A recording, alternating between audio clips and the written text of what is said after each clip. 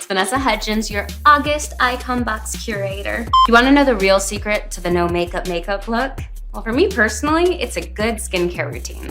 I'm gonna take you through a few of my must-have products that I've also included in the August Icon Box. So first up, cleanse. I love this cleanser. It's great for all skin types, and it takes off makeup as well as SPF. Okay, next, No Beauty Glacial Bay Clay Mask. This is such a staple for me. It's great for whenever your skin is tired, feels dull, but also is really great for extracting any impurities, and it works wonders in just 4 minutes.